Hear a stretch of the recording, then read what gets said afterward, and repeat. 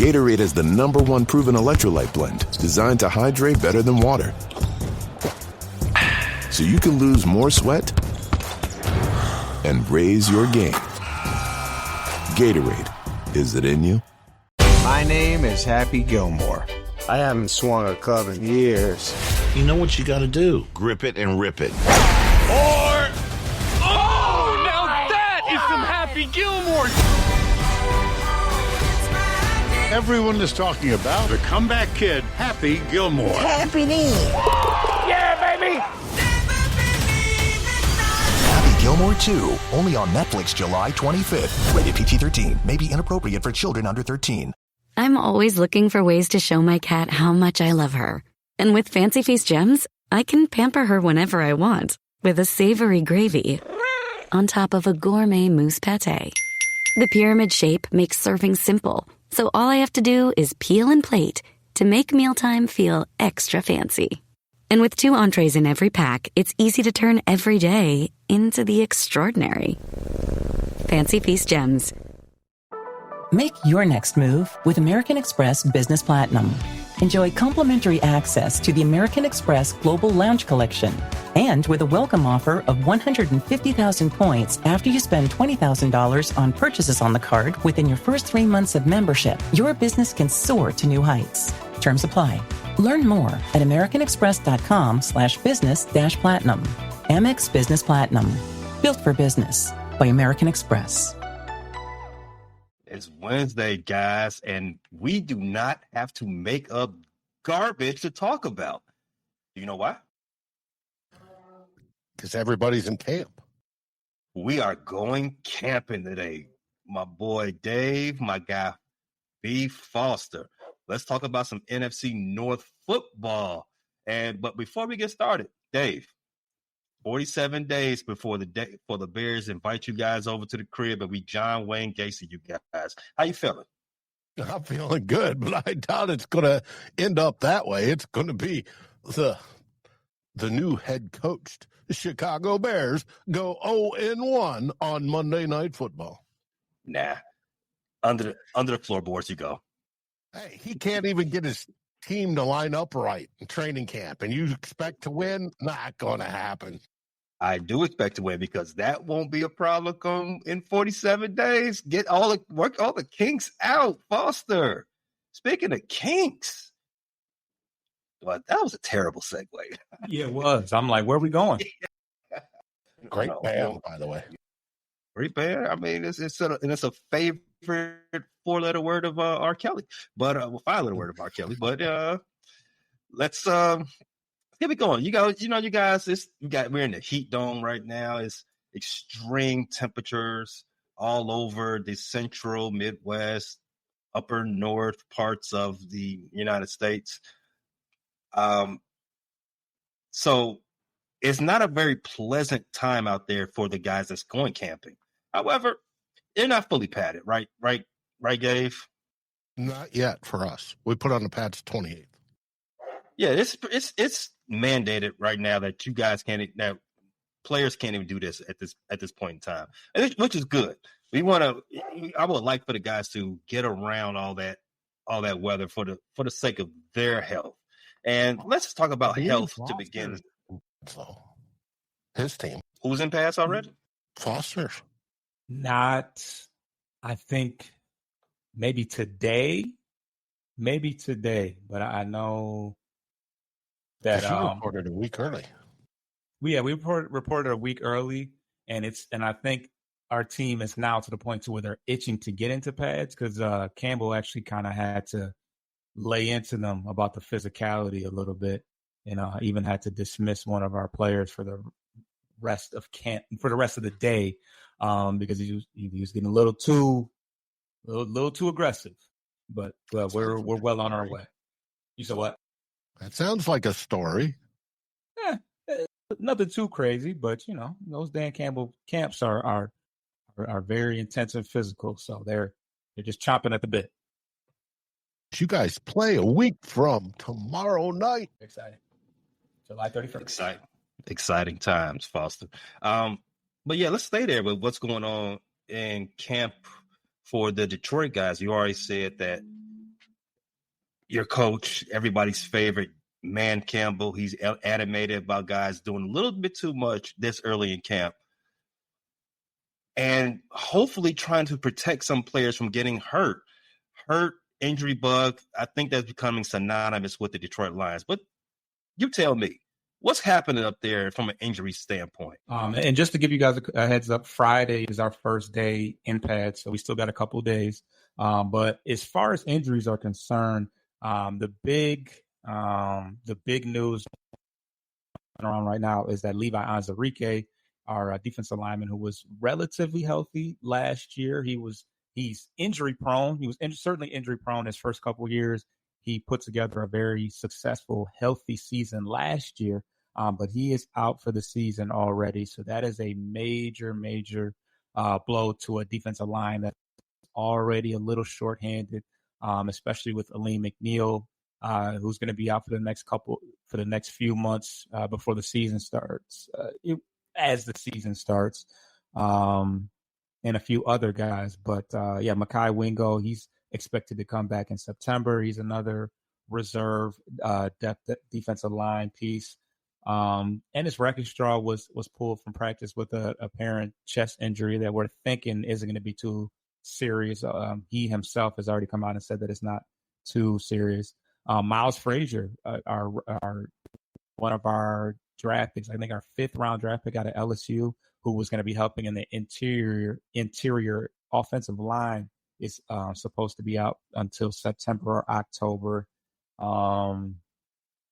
Outside of that, Alexander Loney is nursing a hamstring, and like I said, Ali, go ahead. Is Anzalone nursing a hamstring, or is it? Oh, it feels tight. Right. I don't have enough money in my wallet.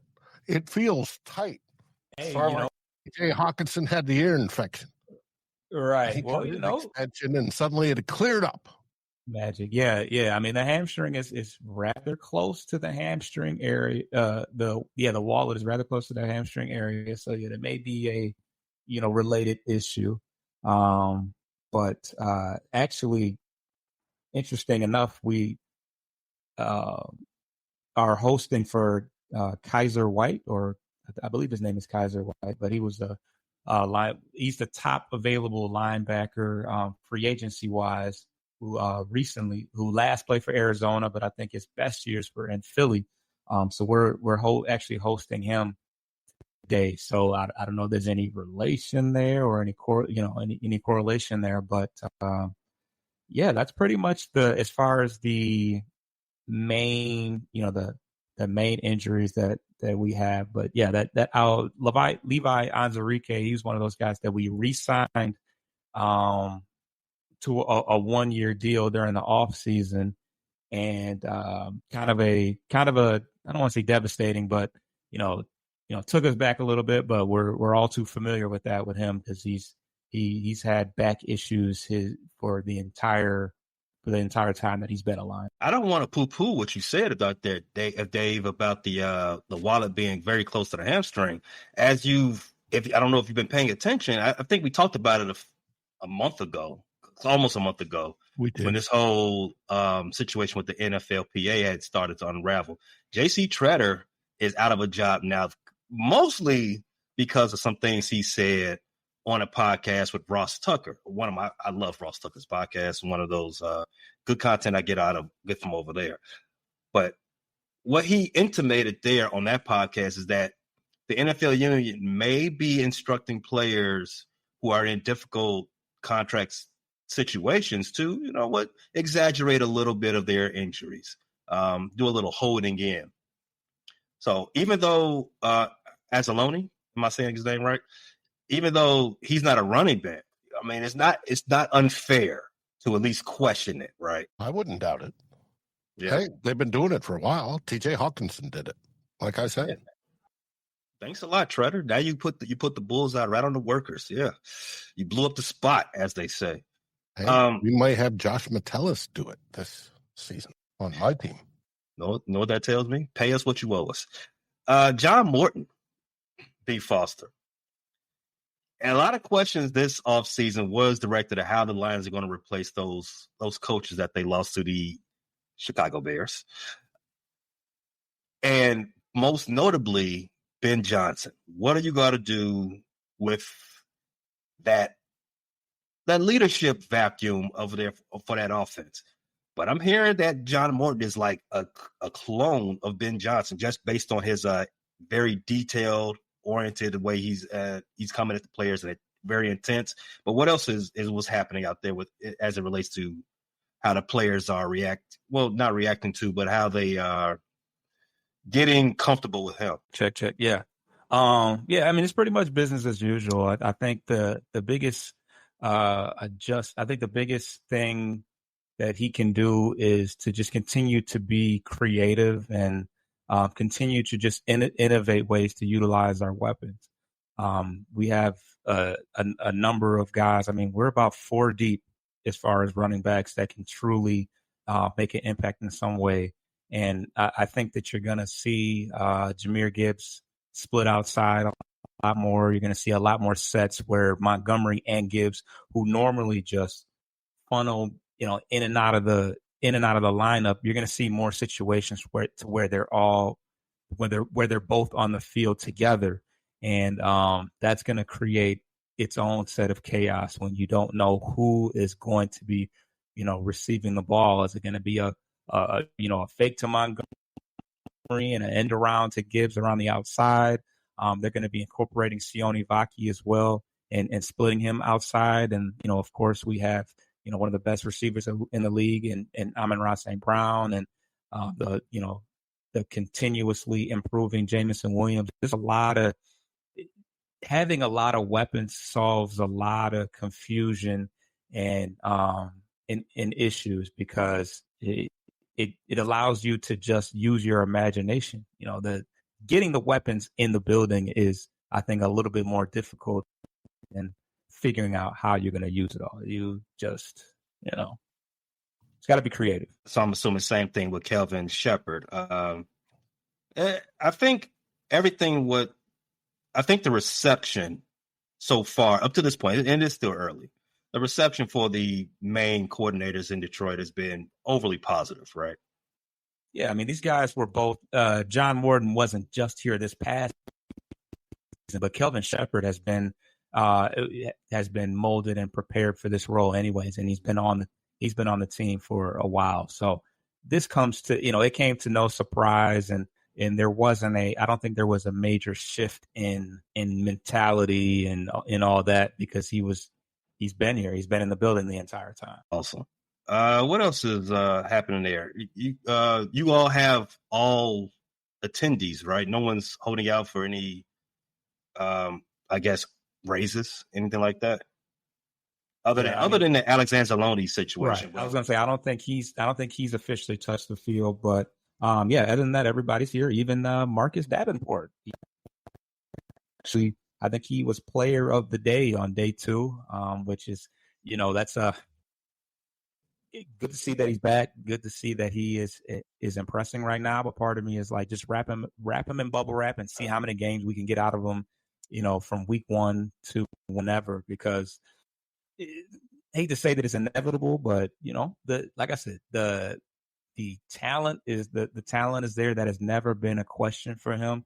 It's always just a matter of how long he will hold up. But with all the with the injuries that we keep dealing with, it's gonna be, if he can be a nice 1-2 punch with Hutch, that's gonna be huge.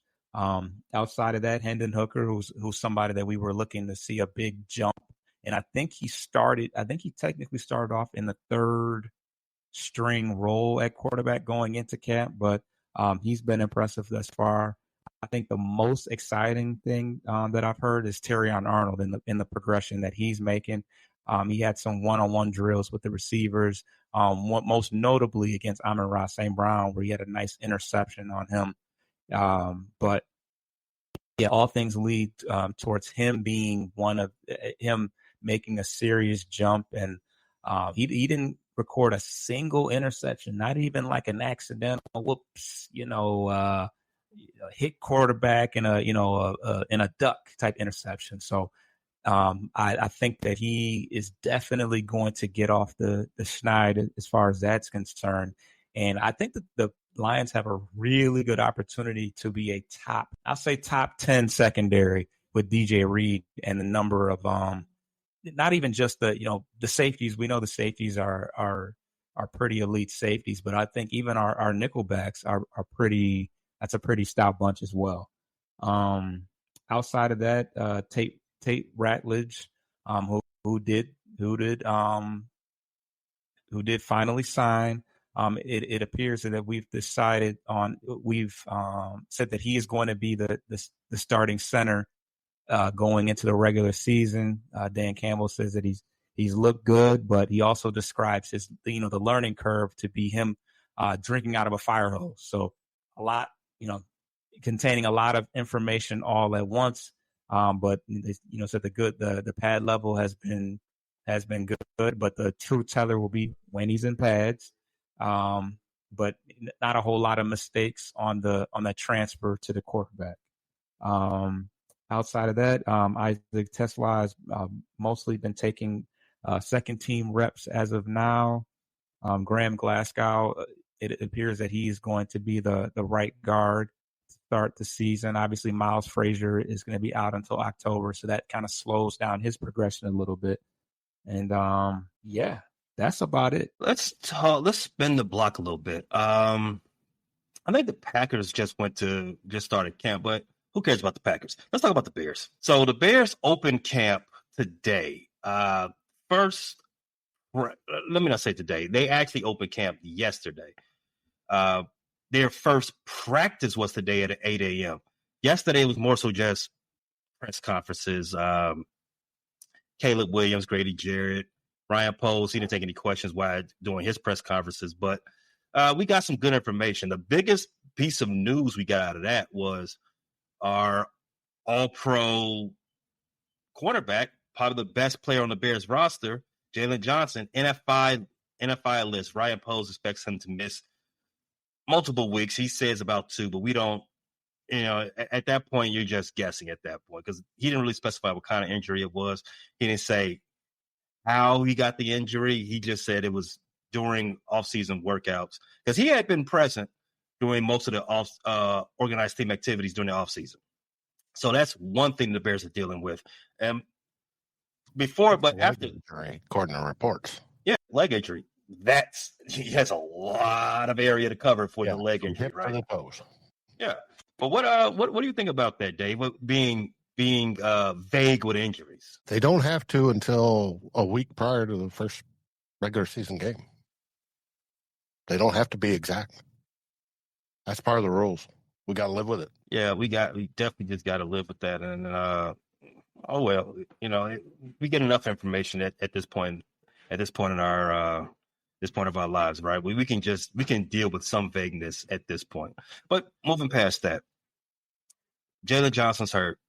Got to move on. That does put the Bears in a precarious situation. We talked about this in depth in the episode we just dropped. That's available everywhere you get your podcast and on YouTube, titled "Callous in the Body," where we did a little deep dive in all these press conferences.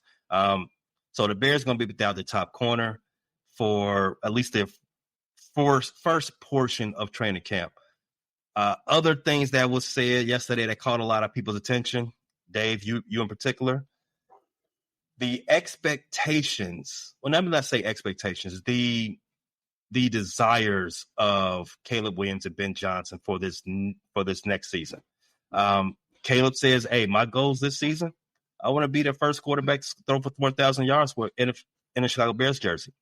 I want to I want to throw for 70%. I want to have a 70% completion percentage.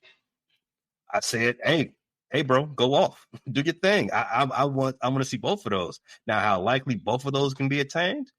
Maybe not. I don't think there's been too many guys that throw for 70%. I think maybe I know the number's got to be less than 10. It's probably around 5. But 4,000 yards, I find it to be an achievable benchmark for Caleb. I mean, for any quarterback, those are becoming more and more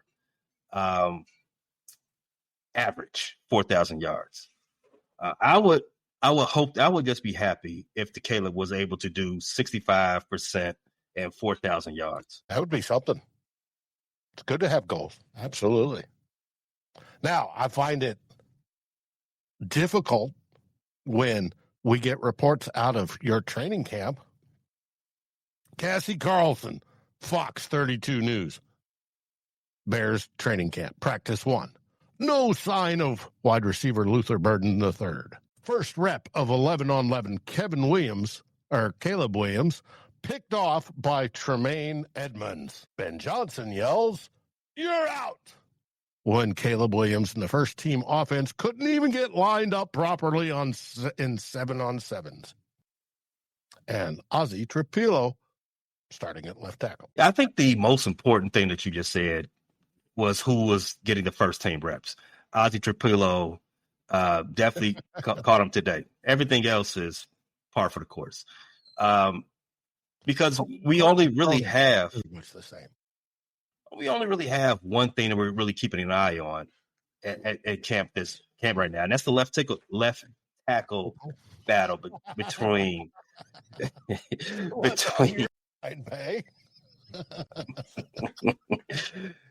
It's too many T words. Between Trapilo, Braxton, who's not back yet from his injury, and Kyron Amagachi. So basically, everything else is just, everybody stay healthy. Well, that's where all eyes are. Now, second most important thing that you said, Dave, Luther Burden.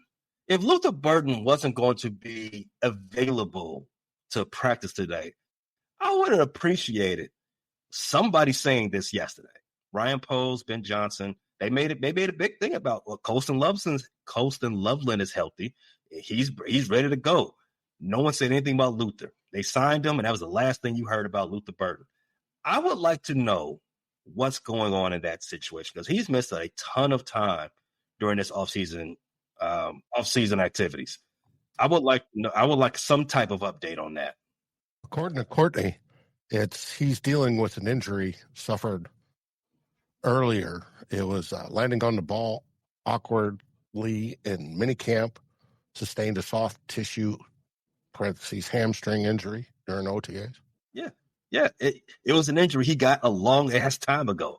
I need to know what exactly is happening, because you can't, even for a second round draft pick that, we Bears had 3 of them. So we got a lot of guys who we expect to contribute now for a team that had 5 wins last year. We need everybody to contribute now. I would like to know what's happening. The old adage goes, you can't make the club from the tub. Obviously, they're not going to cut Luther, but I believe coming out of the draft, the thought was it was going to be a 50-50 split between 12 personnel and 11. There's no way they could do 11 now if Luther can't even get on the field, and we're already in camp. He missed all of the he was there for the rookie portion of OTAs. Ever since then, no, nothing. He's just showing up and, I guess showing up to meetings. You ain't seen him in cleats. So I would like some clarity on that situation from Mr. Poles and Mr. Johnson. Other than that, the constant, getting guys to break the huddle or get into the huddle, all that type of stuff, that's just football. And I don't want to be like some of the other the guys that opine on the Chicago Bears that are kind of maybe blowing this out of proportion. It's day 1 of camp. Yes, we have heard this all through OTAs. So what? It's day 1 of camp. I would prefer it today. You didn't hear any of this stuff. Players learning Pop Warner. No, that's not true, Dave. No. That's not true at all. There's a certain way you do it. I think we said this past episodes as well. When you're going through school and high school, college, you do a lot of different type of formations and breaking the huddle. there's a certain way you got to do it as a pro. Exactly. You got to do it differently in the huddle, and everybody's got to be on the same beat. It started with the quarterback, and there's a learning curve for quarterbacks who grew up doing spread offenses and shotguns and stuff like that of that nature, and then obviously coming to a Ben Johnson offense who is going to do a lot of play action. So you got to be in under center and doing this. There's a lot to you got to get up to speed on. Perfect. Last few years, you didn't hear any of this stuff coming out of camp. Everything was, bells and whistles. Everybody's got high emotion, high hopes, and all the reports are great. We get to the season, ain't nothing great. Shit sucks. I want to hear that. I want to hear that right now. If there's things messing up, if guys can't do the basics, let's hear about it now. Work on it now, because I don't want to see it week 1. Training camp practice first day, perfect, cool. Don't bring it to week 1. Do you feel your team's stuck on a loop, on a repeat every year? Repeat. Hey, we won the offseason. Hey, we finished below 500. Hey, we won the offseason. Hey, we finished below 500. Do I feel that's on a repeat? No. I mean, but that's facts. I mean, we won the offseason, 3 years in a row, and then we finished on the 500 3 years in a row. That's fact. Do I feel like that is a you've got the talent. You now have a coach. Uh-huh. You should improve. We will improve. Not even an issue. Happen. There's another issue. Well, yeah, the players are the issue at that point. One of them. No, that's the point. The players are the issue at that point, and I don't even know if I can blame the general manager, because a lot of these players aren't. Well, no, majority of these players are his. So I do blame the general manager. Freshly minted, extended general manager. Yeah, they shouldn't have given that contract. Should not have given that a contract extension. I mean, you want to sync up your general manager and your head coach. I mean, that's how competent football teams do these things, right? And the Bears have long operated as the most incompetent thing you can ever imagine. However, they're not the most incompetent thing. Yeah, I mean, you still got the Cowboys out there, and Cleveland, and the Jets, and the Jaguars, and there's quite a few teams. Yeah. Jaguars are correct as well. Tennessee Titans. We're going on a tangent of terrible teams. Don't want to do that. The Bears have done things wrong for long enough. I get why you want to start doing things the right way. However, I would have preferred that they told Ryan Poles, like, hey, you know what? Let's get a winning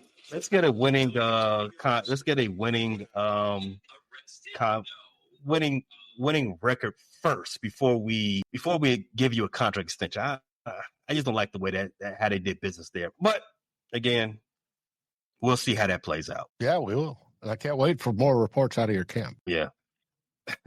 as we've spent the last 3 months. Hey, what do you think? What do you think is going to happen next? What do you think about this little piece of minor news? I love exactly. How would you top 5 lists of? With a major selection of the looks your kiddos love, starting at just $4 in the Walmart app, a new school year means a stylish new them. Who knew? Find skater skirts and Crocs that say, I'm casual but cool. Sparkly sneakers that say, it's my classroom, you're just learning in it. And preppy polos that say, I'm the teacher's pet, even if they're mommy's menace at home.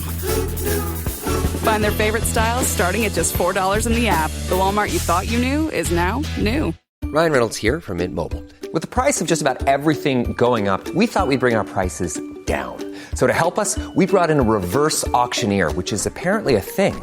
Mint Mobile Unlimited Premium Wireless. How to get 30, 30, bit to get 30, bit to get 20, 20, 20, bit to get 20, 20, bit to get 15, 15, 15, 15, just $15 a month? Sold! Give it a try at mintmobile.com/switch. Upfront payment of $45 for 3-month plan, equivalent to $15 per month required. New customer offer for first 3 months only. Speed slow after 35 gigabytes if network's busy. Taxes and fees extra. See mintmobile.com. This episode is brought to you by State Farm. Sports are all about teamwork, and so is insurance. Whether you need an in-person or digital assist, State Farm is there to help you choose the right coverage for your home, car, and more. Get a game plan that helps fit your life and talk to State Farm today. State Farm with the assist. Coverage options are selected by the customer. Availability and eligibility vary by state. Hey, it's Paris. You know I love sparkly things, right? Like stars. Duh. And thanks to Hilton and AutoCamp, I just slept under them.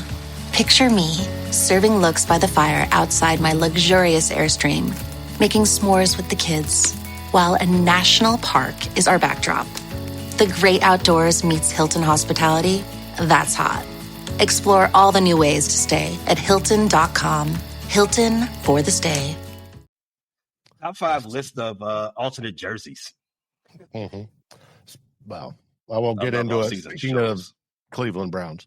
But hey, I look forward to your camp notes. I look forward to the MASH report from Detroit every week. By far, they've got 13 people on their injury report right now, or have been reported injured. 13 total. And that aren't practicing in one way or shape or form. They are by far the worst.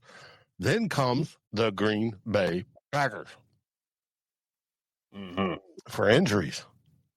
They have Quay Walker, which is put on the PUP, but can be activated anytime. He supposedly has residual effects from 2024 injuries. I love that. Christian Watson, torn ACL in January. He's not going to be ready until at least November. Elgton Jenkins, O-line. Unspecified minicamp injury. He's on the active NFI list he is put on, could be activated anytime. He's much like Anzalone. It's probably a wallet-caused injury for him. You have Colin Oliver with a foot injury. Huh? That's reckless speculation, Dave. It is. But hey, it's known, it's been reported, he's disgruntled and he wants contract. Now, Colin Oliver, rookie D lineman, he's on the active PUP with a foot injury. Micah Robinson, cornerback, active PUP, unspecified injury. John Williams, O-line rookie, unspecified PUP. Alex Hale, kicker, eye injury. Freak workout incident. He was released from the NFI, and he's now released from NFI, and he's going to be out for several weeks. Now, what is he using to work out that could cause an eye injury? Those big rubber bands or something? I was thinking like a cable.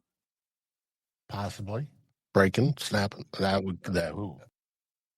Cable, you don't want cables breaking. They suck. Somebody was spotting them and they got too close. All right. There's a story there. I just didn't drill into it. Yo.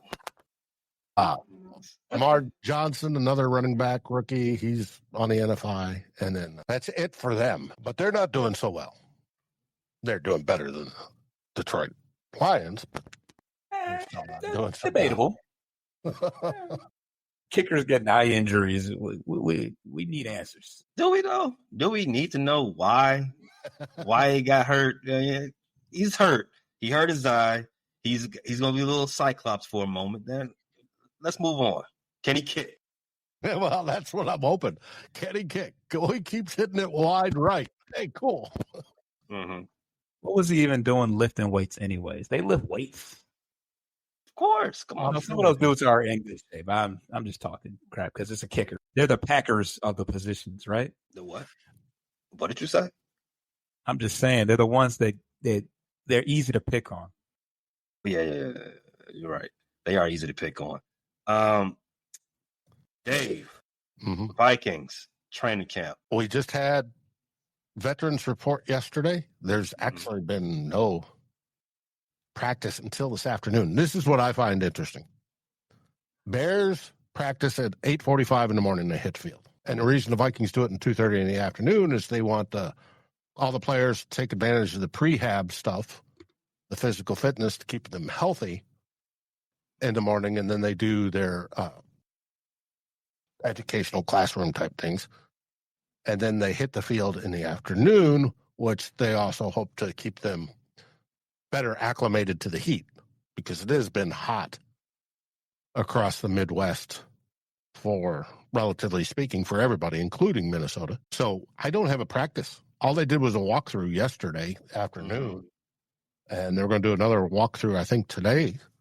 I have some news. The Kwesi Adofo-Mensah and Kevin O'Connell got together and had their press conferences yesterday.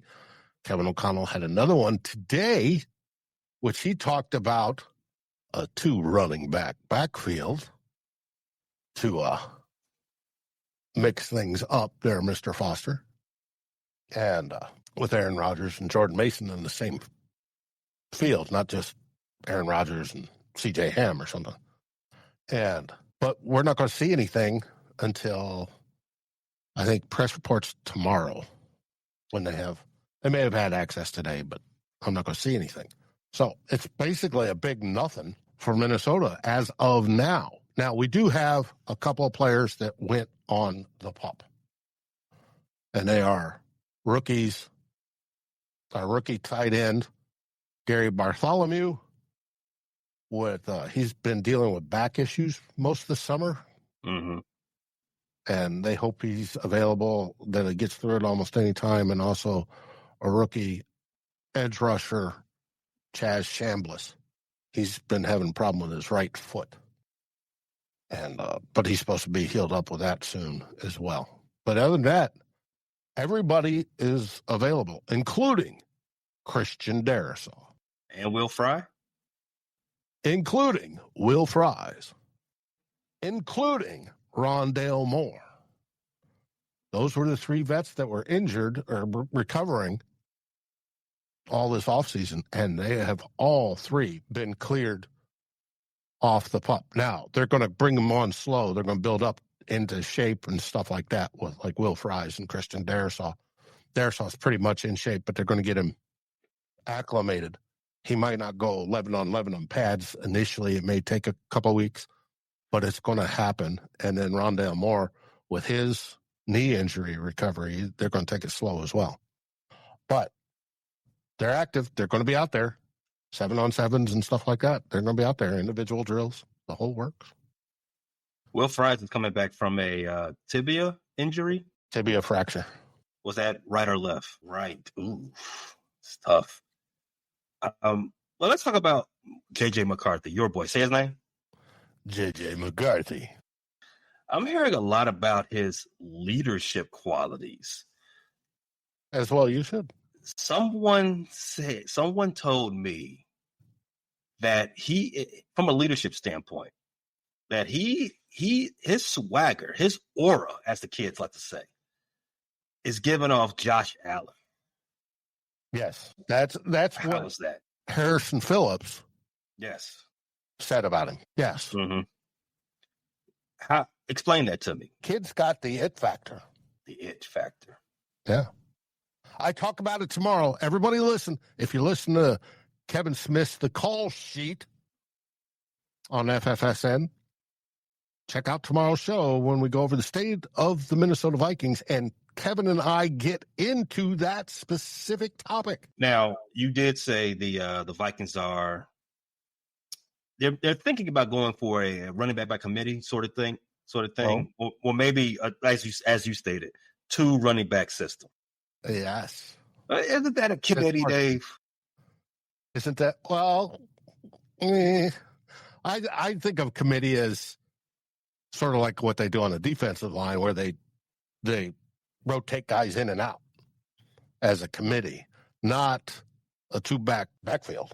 No, I wouldn't describe what the Lions have as a committee. Committee more sounds like more of a, we can't get good production out of 1, so we need 2 or 3.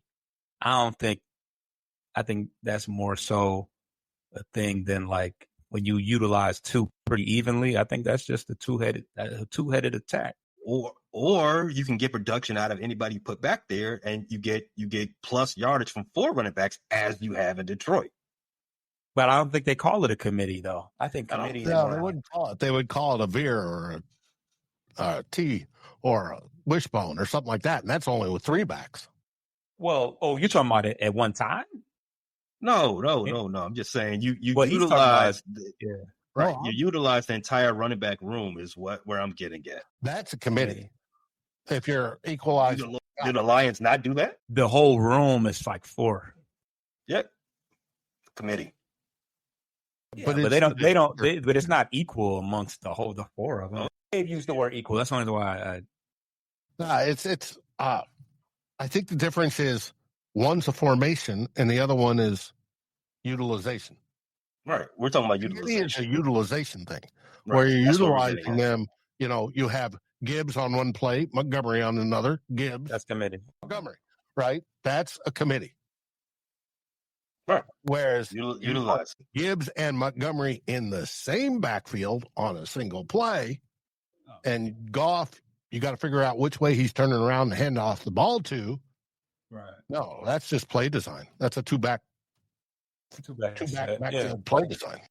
Correct. And we're going to see some of that in Detroit this year because there are reports that Gibbs will be playing wide, as you did say, Foster. Tim says two-headed monster. Yeah. All right. That's two-headed. I would call it more so. This fancy word for a committee. Dave, so your guys two-headed monster, as you would say. Josh Jacobs or AJ Dillon? Or is there anybody else that can maybe poke up into there to make it a true committee? You mean Aaron Jones and Jordan Mason? I'm sorry. I'm talking. Yes, Aaron Jones. Aaron Jones. I'm sorry. I got thinking. I'm thinking Packers. Yeah. Aaron Jones. Aaron Jones and Jordan Mason. Right. Just those two guys. Probably going to be RB3, but you'll see him on special teams. Mm-hmm. And maybe relief if both guys are tired or something. Beans. Let's go ahead and take a break real fast and then come back, and we're going to talk about some more camp fodder. If you're watching live, you know what to do. Stay right there. If you're listening on audio, catching this out at a later time, check out what our app partners have to say to you, and we shall return on the other side of those breaks. Need a Garrett's popcorn break. Garrett's popcorn rocks. Can't beat it, Dave. Can't beat popcorn. Popcorn is amazing, especially when it's coming from a popcorn heaven like Chicago. So Foster, I know June isn't here, and I know one of his favorite preseason players is J-Mo. He's been quiet this preseason. Well, he's not preseason, but he's been quiet this offseason. You guys have been in camp for a few days now. As we said earlier in the show, you guys break the seal on preseason coming up on the 31st. That's next Thursday? No, Thursday. You're right. Thursday. Right. So, what's J-Mo been up to? He's keeping quiet. I think a quiet J-Mo could be poised for a big breakout season. Yeah, I mean, the last couple years, there's been some stuff going on. So him being relatively quiet is quite all right. I think he's been the camp darling. Even in spite of the trouble that he had been dealing with, he's been the camp darling the last few years. And now it's just kind of more, he's almost a vet now. What is he in his 4th year? It's crazy because he still has that youngness to him. So it's crazy to think that he is a veteran. But yeah, now it's just business as usual. Another day at the office. So, it's still early, but yeah, I think that him being quiet is a good thing. More than anything. I kind of miss the Jameson news breaks. Like I told you, it when something happens in Detroit, I can always expect that rattlesnake glass smash like Stone Cold Steve Austin. I get the notification at the top of the phone, bleachers to speakers, breaking news. Oh my God! Yeah, the performance-enhancing drugs, the Rhino pill. Yeah. Hey, if you're going to enhance any performance that you may participate in your day-to-day, I support that. I may not support it for somebody born after 2000 to be enhancing their performance. I mean, that is a little cause for concern. I more so expect the unks to be doing that. The guys on the slingshots. You know the guys I'm talking about. Oh, with the loud music and playing the funk. The not so subtle sensual music on the loudest speakers they can find. They got slingshots on the Harleys, and they just ripping and running through the streets with a body full of Blue Chew and Honey Pack. But moving past that, talking about breaking news notifications, there are some teams out there in the NFL that cannot wait to get that breaking news notification about some of their players that they are holding out. One of which is the most important game, I get, even maybe in the early part of the season for the Chicago Bears. Those DC Commanders, they have a holdout situation going on with Terry McLaurin, Scary Terry, one of my favorite players in the league, even though he is a Buckeye. Let's just go around the room. If they can't settle that situation in DC, would you be open to giving Scary Terry a new home on your team, Dave? For vet minimum, but not for what he's out wanting. No, sorry. So that's a flat out no. Then no. B. Foster, what about you, B. Foster? It would be weird because he did us dirty in the playoffs, but you know, better with us than against us, I guess. But we got a lot of receivers. I mean, obviously he comes in as probably the second best receiver next to St. Brown, but I don't know. I don't think it's necessary. Unless he can play edge. Now, if he can play edge rusher, by all means, get in there. We'll need one soon enough with Mr. Davenport. We need pitching in Chicago. So I'm right there with you, Foster. If I would Tigers love to bring in right now. Yeah, the Tigers are. You guys are fine. You guys playing the AL Central. It's all dress rehearsal into the playoffs in that division, at least. But in Chicago, number one thing we need in Chicago sports, we need a pitcher. Cubs need a pitcher. However, Terry McLaurin, he's a football player. We would love to get him to flip gangs and come to the Bears. So when we run up in DC, we got some stumping to do, and it just makes it feel almost all the way better if he's stumping out with us. But the situation with Luther Burton does make it like, you know what? Maybe we could use another wide receiver. We do want to maybe fill out the offense a little bit better. But I don't necessarily want any more on-ramps for this offense. I like the guys that's there. I want everybody to get that unison going on, everybody to understand what they got going on for you. I don't need any more of those excuses that we had last offseason. Like, hey, everybody's got to learn how to play with together. So I would pass just on that. Trey Hendrickson. We did have a comment that said the Packers will take him in a heartbeat. The Packers got a lot of wide receivers, don't they? They just drafted 3 of them. Yeah, they're all wide receiver 2s. Oh, yeah, they're all meaty. They're no WR1s. Scary Terry would definitely improve your wide receiver. Drafted one this year, but we'll see. Check it out. All right. Not Terry McLaurin, but Trey Hendrickson. Number 3 leading sack getter. That's crazy. Number 3 guy in the NFL in sacks over the last few years, just behind well-paid Myles Garrett, just behind well-paid TJ Watt. If they can't figure something out in Cincinnati, B. Foster, opposite of your boy that's coming back from his devastating leg injury. You in? I mean, for the right price, but he's gonna want that extension. He's like 31. He wants a 4-year deal. Yes or no? Would you give him 4 years? No. Oof, that's tough customer false. Wide 4. Got a lot of young guys to pay. Got a ton of young guys to pay. So why pay an old one? Even though some edge rusher. I'm saying young guys. I mean, yeah.